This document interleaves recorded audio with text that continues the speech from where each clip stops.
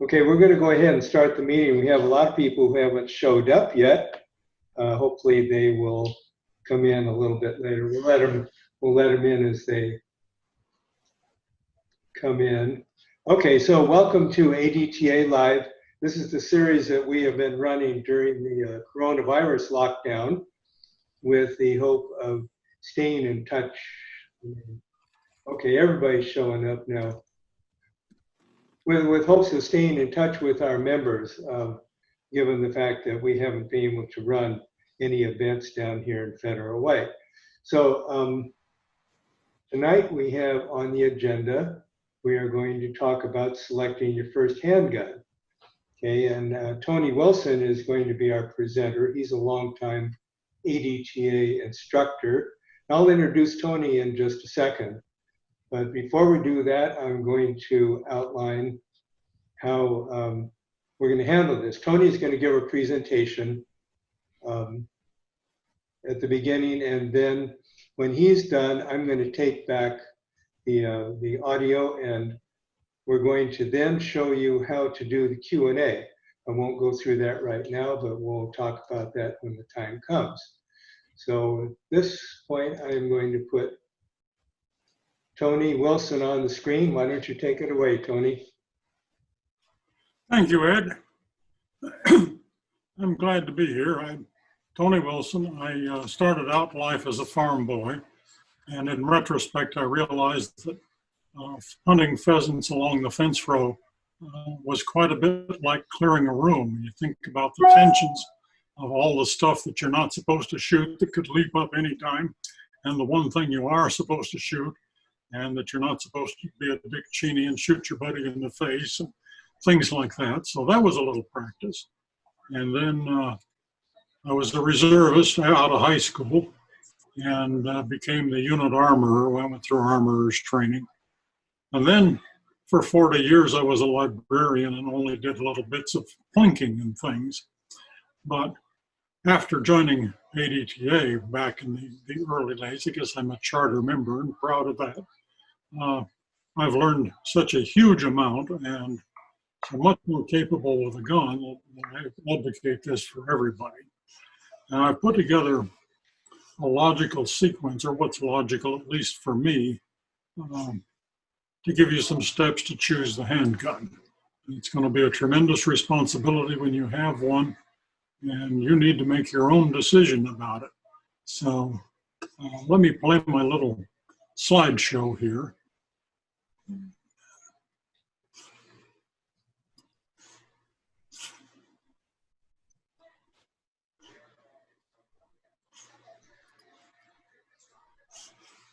So you should get a picture with a black screen. Anybody have any problem? Looking good here. Okay.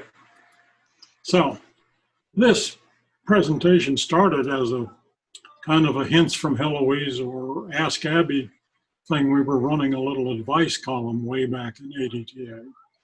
And somebody wrote in and said, you know, she needed some help and what recommendations do we have? So I made some, and so did everybody else.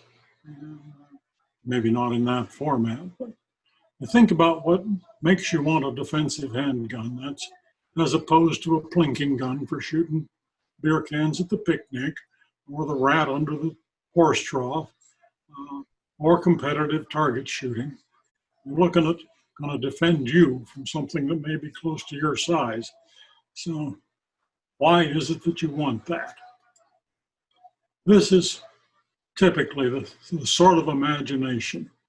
You imagine, that should make a noise, but it looks like it didn't.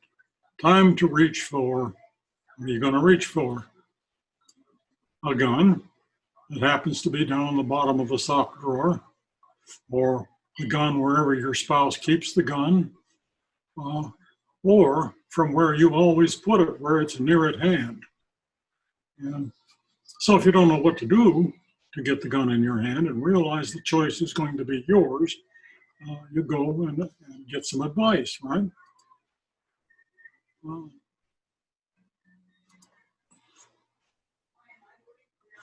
Would it be better? It'd be better if I ran this full screen, wouldn't it?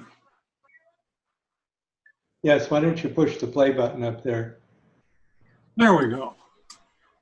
So you can go and ask Uncle Bob, and most of you probably have a real Uncle Bob of some kind. There's the old geezer that says, well, we won the war with a 45, stick with that. Or the Glock addict. It has a friend that if you start him on Glocks, you have to walk away because he'll never shut up.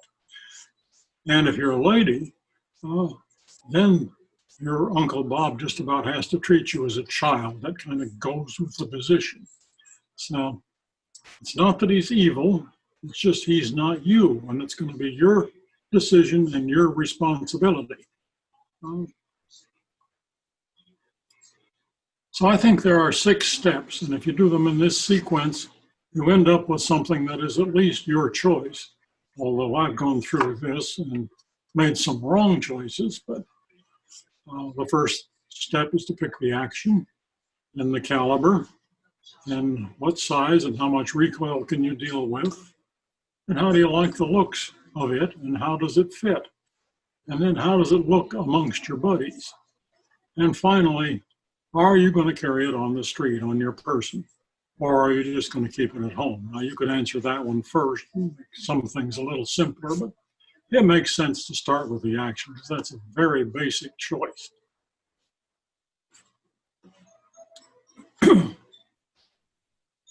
You can do Google searches if you don't have a Uncle Bob handy. You can do pistol versus revolver. You can do best defensive caliber. You can do handgun recoil, handgun beauty, handgun popularity, and concealed carry options. Although you're better off with Jeff's presentation on that. That's the best thing I've ever seen on that. And safe storage. Now, back one here. If you do want an Uncle Bob, you can go on to one of ours. And we're all eager to be your Uncle Bob. And we'll all give you different answers. Some guys will say, well, start with a 22 so you can handle it. Some people will say, well, Glocks work fine, stick with one of those.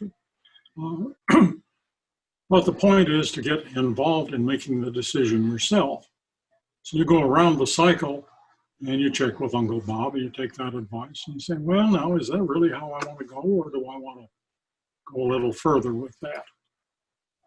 So your first choice is whether you're going to get a semi-auto or a revolver, although there are other things you could drift into.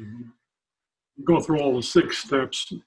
The person that chose a Derringer and you can follow their logic makes for an interesting biography. But for our purposes, a semi-auto or a revolver is really your only 2 choices.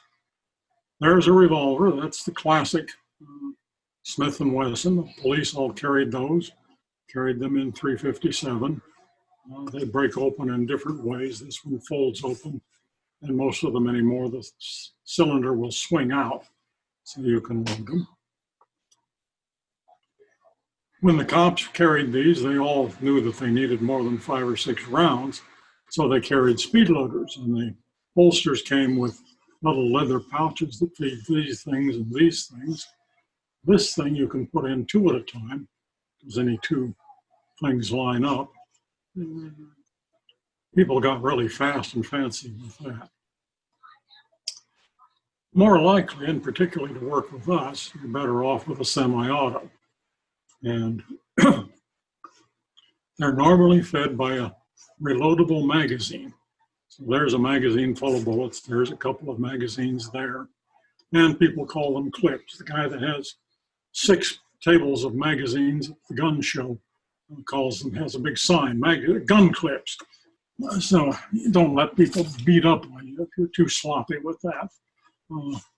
Actually, if you want to get technical, you can say a clip is something that holds cartridges that are going to be shoved into a magazine. Okay. So once they're in this magazine, you're going to shove them up into the semi-automatic pistol. And when you rack the pistol by pulling the slide back, it'll skim one off the top. Well, these rounds have to be touching up there for it to skim them off.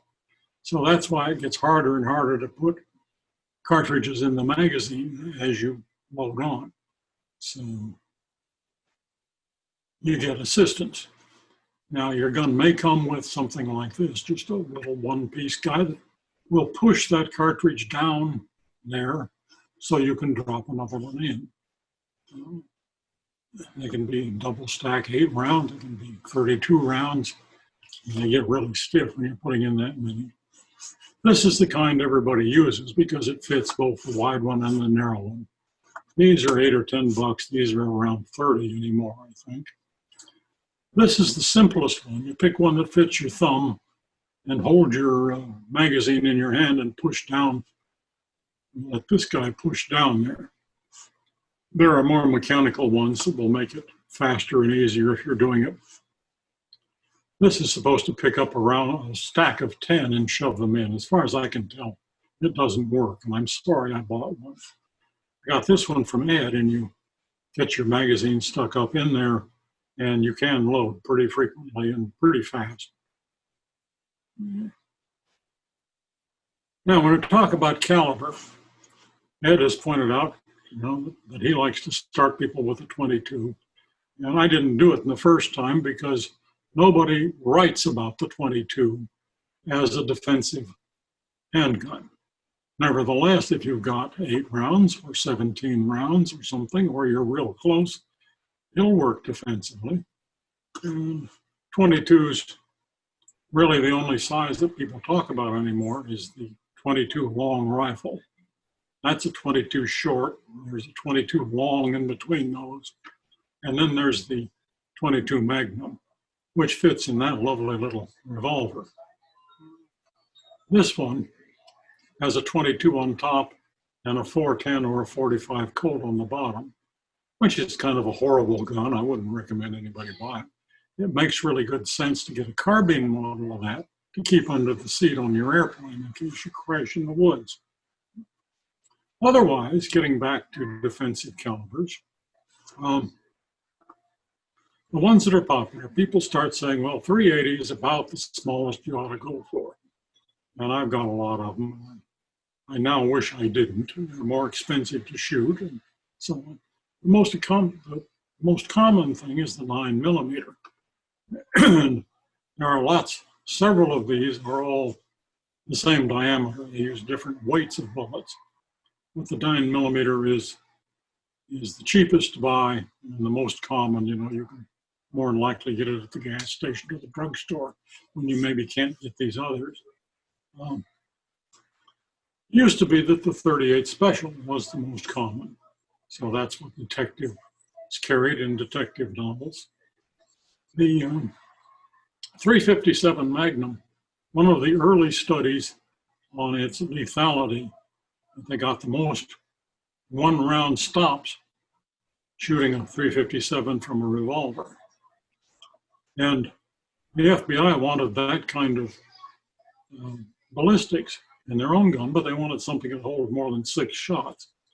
So we got the .40 Smith & Wesson, which has similar ballistics and fits nicely in a revolver action. 45 gap is an oddball thing. We've got one guy that shoots that.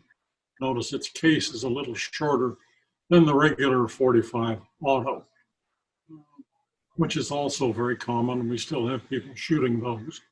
And these, I don't see anybody shooting them anymore. People that like to have the biggest and the best will go for that. And places like Front Sight still say the biggest is the best.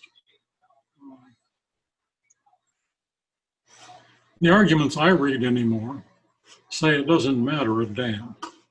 9mm, whether it's 124 or 137 milligrams,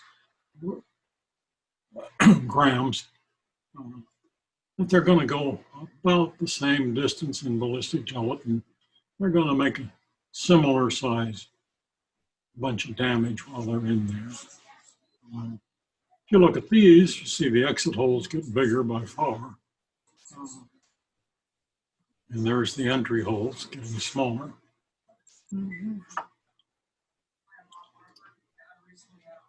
Now, If you've picked your caliber and you're certain that that's what you want, here are two stacks of guns.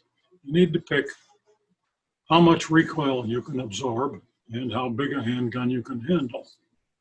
Now these are, in this stack here, are all 9mm. They all take the same rounds. And I find that when I let women use them in my range, they like this big one. Its kick is soft because it's heavy. This one's better, and this one is nasty to shoot. These are 38s, well, that's 38 or 357. And again, the same difference. This thing is as accurate as a rifle. And very pleasant to shoot. You can shoot that all day. This one, pretty good. And this one is unpleasant after 5 or 10 rounds.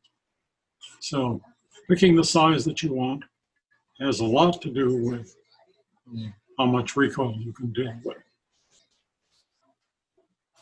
The aesthetics and fit. Does it fit your hand? Can you put the palm or the pad of your trigger finger on the trigger and still have a little gap in here? Because if you don't, then pulling the trigger is going to throw your aim off. Does your hand fit around the grip? There's a standard 45 with the fingernails overlapping, and that's about right. There's that small 38 that I showed you. You notice my thumb is clear over into the next piece of my finger. And here's a Desert Eagle 44 Magnum, and I can hardly reach my outer finger. So picking one up and seeing if it fits is a good thing. The third thing about fitting is, can you reach it? Can you reach all the things? Can you reach the trigger? We talked about that. Can you reach the safety with your thumb? Can you reach the magazine or cylinder release? Can you reach the slide release? If you got the slide all the way back and you slam a new cartridge or new magazine in, can you reach that? You wouldn't work the slide yourself with, well, you need your second hand with that, but you need to be able to pull it back. That little 22 I showed you, I remember showing a girl how to work that. She couldn't pull the slide back on that little thing. And then the question is, can you fire in double action? Those revolvers can mostly be cocked and have a real sensitive trigger. But in an emergency, you're probably going to do double action. You pull against all that spring weight. So can you hold it against the side, and the side against your pistol? And then that's a strength issue. Are you strong enough to pull that back without making a mess? Aesthetics and fit 4, test the natural point of aim.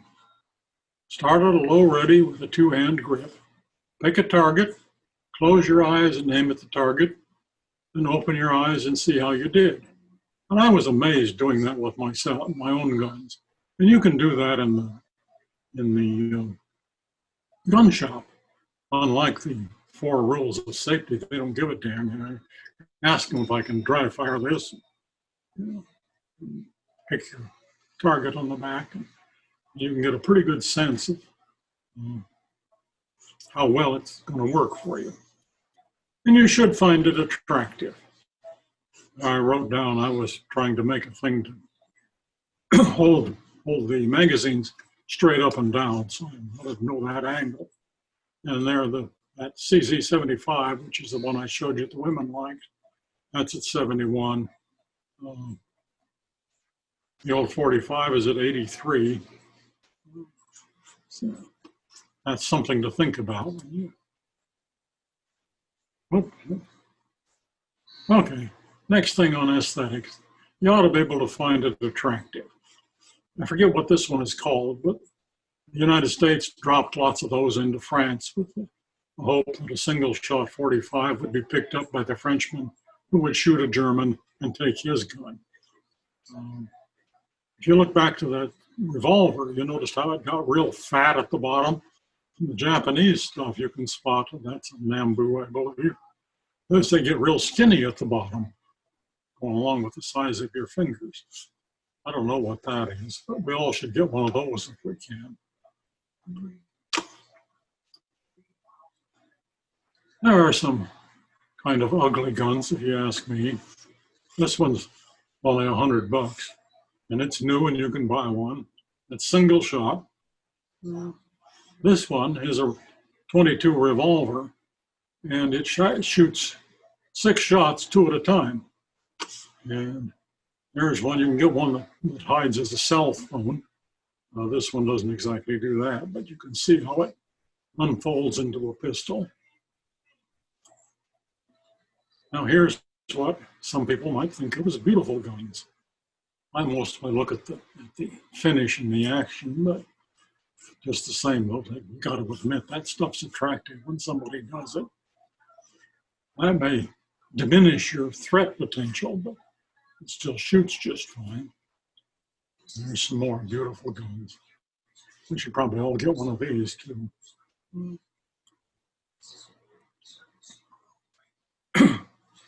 It's easy to get a website to tell you what guns are best.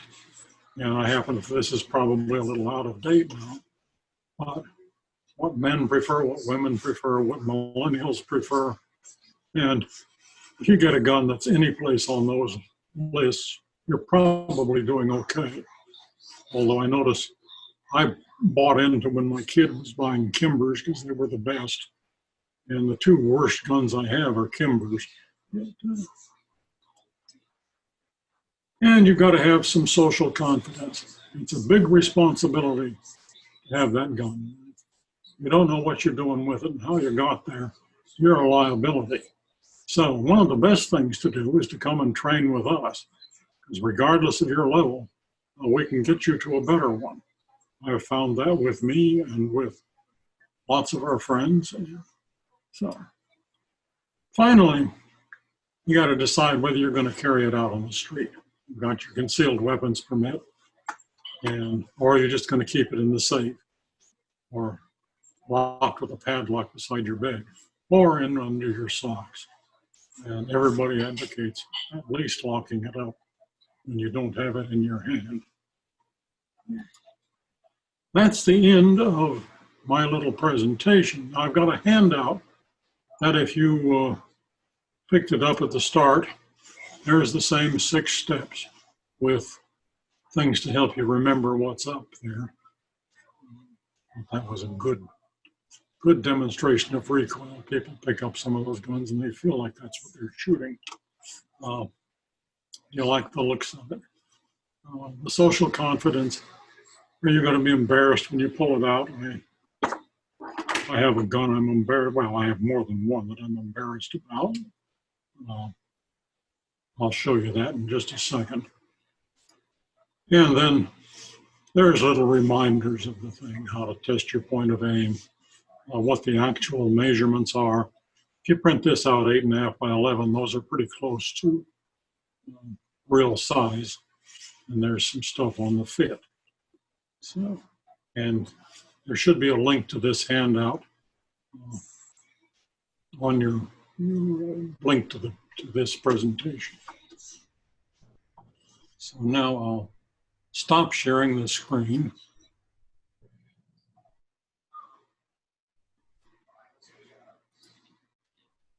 And I'll show you one that I'm embarrassed about. I'll point it right at the screen. So I checked it. There it's a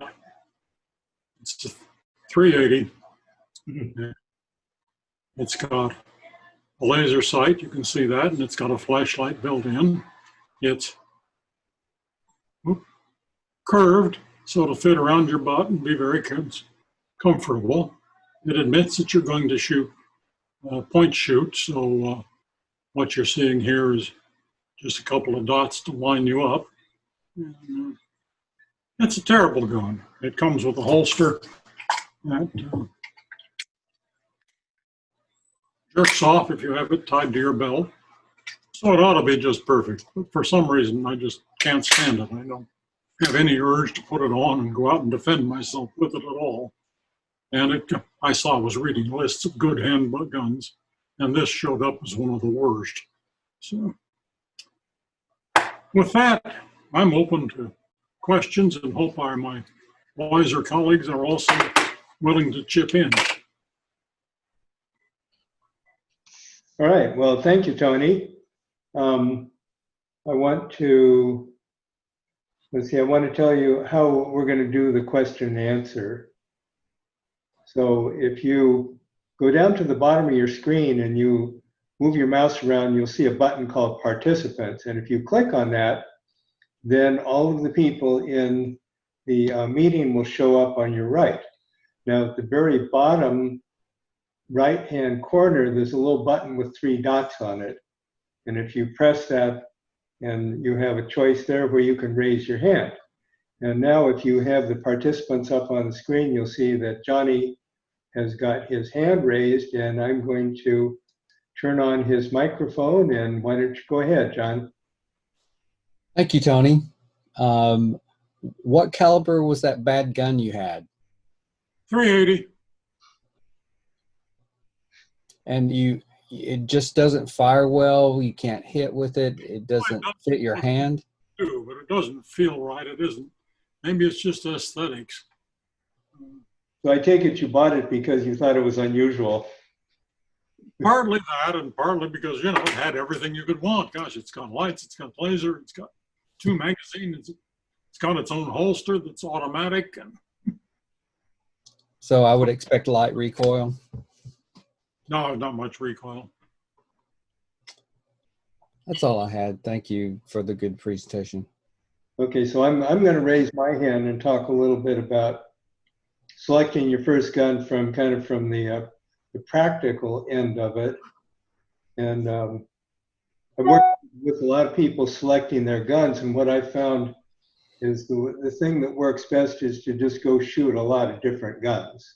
Now, when you're a beginner, I like to start people on a .22, and usually after a couple of magazines of .22, they'll start looking over at the 9mm and say, well, maybe I should try that.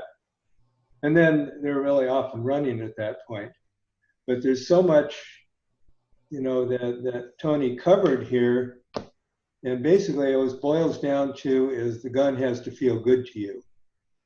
A lot of times, say, what we will do is go to the range, and they usually have a deal where you can, for a fixed price, rent all the guns you want one at a time. So we'll start bringing them to the bench, and usually 5 or 10 rounds will tell you if that gun feels good, can you reach the trigger, blah, blah, blah, all this stuff. And my experience has been, once you get into the swing of that, then you get one there, and they take 2 shots and they say, no, I don't like it. Well, why don't you like it? It just doesn't feel right. Okay, and once you get to that point where you have guns that feel good and guns that don't feel good, then you're getting very close to being able to actually make your selection. And then you can go into some of the other aspects, like, is it a nice looking gun? You know, is it going to please your friends? So on and so forth. So that's what I wanted to interject there.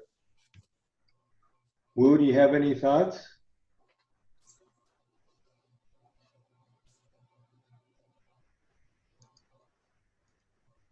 Okay, let's see, Wu, let me get your microphone turned on. Wu, do you have thoughts about this? Not a whole heck of a lot. Tony covered, pretty much everything that's relevant to a new shooter coming in and wanting to buy a gun. The other thing we need to look at when you're picking up a pistol is that how heavy is that gun? Can you handle that weight? That's really an important thing, because a lot of times when you're going out with that gun, you might be extended quite a bit, and if you're not comfortable with that, you're going to have to pull it back, and then you might have a little recoil issue with that, energy going back into the body, etc. So the weight of the pistol makes some difference in the way you handle that pistol as well. I might respond to that. Am I still up? You are now. Oh, okay. I think that's a very good point. People that can't pull the slide back and people that can't deal with the weight holding it out. There's another one of my mistakes. Isn't that a beautiful little 9mm? It doesn't weigh hardly anything. I can hold it up just fine. But it's so dinky, I can hardly pull but slide back myself. And it also turns out that despite being a Kimber, I've never been able to shoot a full magazine through it without it jamming. Anyhow, if it's too little to handle, that's also a problem. So people who collect guns often say this one's a shooter and this one's a looker. Yeah. That's your looker, huh? So do we have any other thoughts? Doug, you have any thoughts?